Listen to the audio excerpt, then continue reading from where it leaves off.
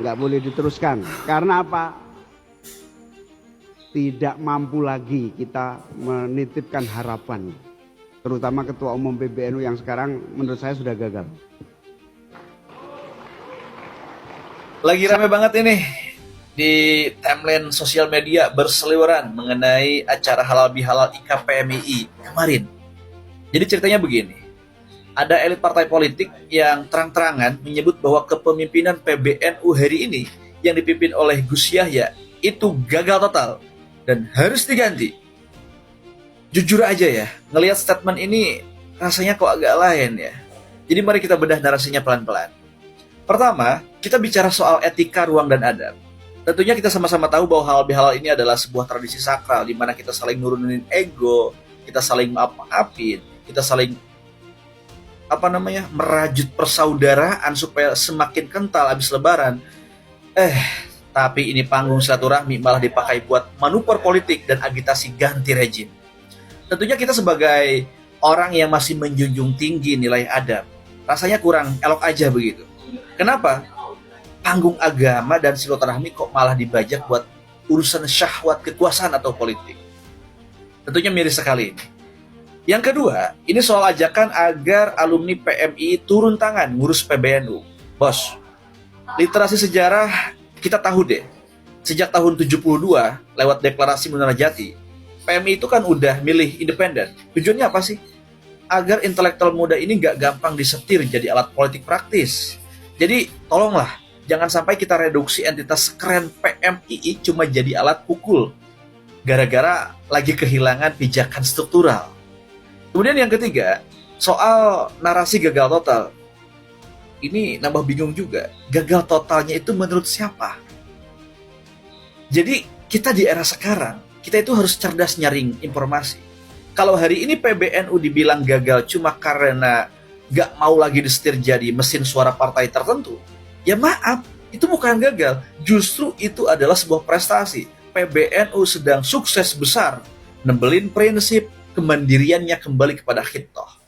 Jadi menjelang Tamar 2026 ini panas sekali, banyak orang yang saling saling menjatuhkan.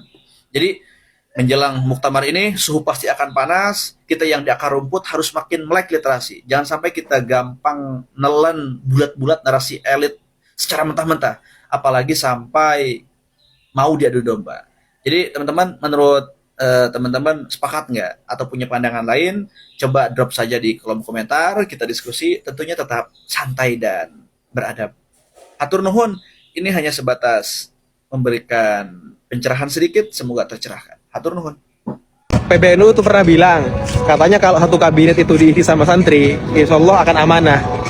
Mereka bilang karena santri itu taat.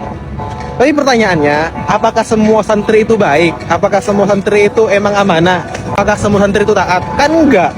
Jadi pernyataan itu lebih tepatnya ke santri-santri yang benar gitu loh, bukan santri secara general. Gue baru tahu ternyata nyogok tuh bisa dapat pahala.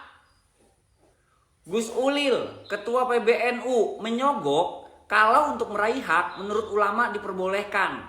Namanya sogokan hasanah. Kata Gus Ulil nih, kalau misalkan kita untuk mendapatkan hak kita harus nyogok, itu nggak apa-apa. Namanya sogokan hasanah. Jadi kalau niat kita baik nih Gus, terus nyogok, itu nggak apa-apa Gus. Hah? Gimana sih? Nggak paham dah gue dah. Tapi ini menarik sih. Di satu sisi, niat baik dalam Islam itu penting banget.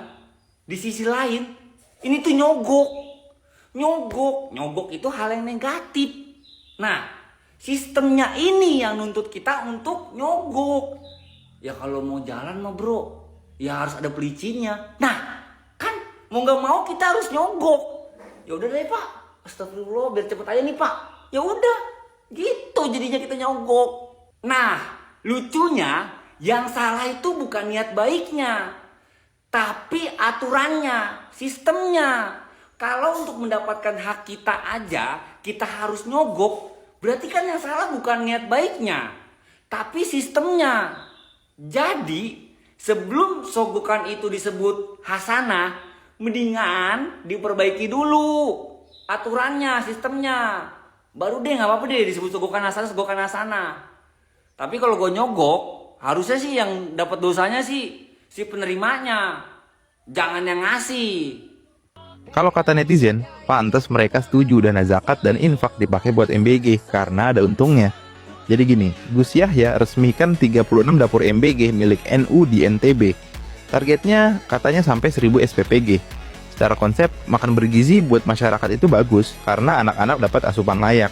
Tapi yang bikin rame, netizen langsung ngaitin ke dana zakat dan infak dan segala teori ada untungnya. Gue sih ngeliatnya gini ya, program sosial itu harus transparan. Kalau jelas alurnya, jelas pengelolaannya, ya publik juga tenang. Tapi kalau komunikasinya setengah-setengah, ya jangan kaget kalau spekulasi lebih cepat daripada nasi matang di dapur. Intinya, publik butuh dua hal, manfaatnya nyata dan laporannya terbuka. Kalau semua jelas dan terbuka, orang nggak bakal ribut. Yang bikin rame itu biasanya bukan nasinya, tapi dapurnya. Menurut lo gimana? Coba komen. Nah, kesalahan terbesar kepemimpinan hari ini itu adalah kepemimpinan struktur ini tidak dengan kemampuannya mampu mengikuti yang kultur ini. Jalan sendiri, ke struktur kemana, kultur kemana. Sehingga terjadilah dinamika-dinamika yang kadang membuat NU ini jauh tertinggal. Pendidikannya, perguruan tingginya, ekonomi umatnya. NU ini mayoritas desil 1, 2, 3 paling rendah. Jadi mikirin NU harusnya mikirin masyarakat yang paling bawah ini. Nah, ini nggak diurus, pesantren nggak diurus, dakwah nggak diurus. Meskipun nggak diurus jalan terus sih, cuman inilah yang harus dikritik. Supaya apa saya berani ngeritik? Saya sebetulnya sudah takut juga ngeritik ini. Saya di perintah sama beberapa kiai sepuh lah untuk kamu jangan diam, kamu harus melakukan langkah-langkah. Saya bisa apa? Ya sudah bisa ngomong aja saya. Jadi nggak ada kubu-kubuan, tugas saya cuma ngomong aja, nggak punya alam. Ngeri, 3 menteri tangguh, alumni PMII, resmi menyatukan kekuatan. Targetnya jelas, merebut kembali kepemimpinan PBNU pada Muktamar NU ke-35 mendatang.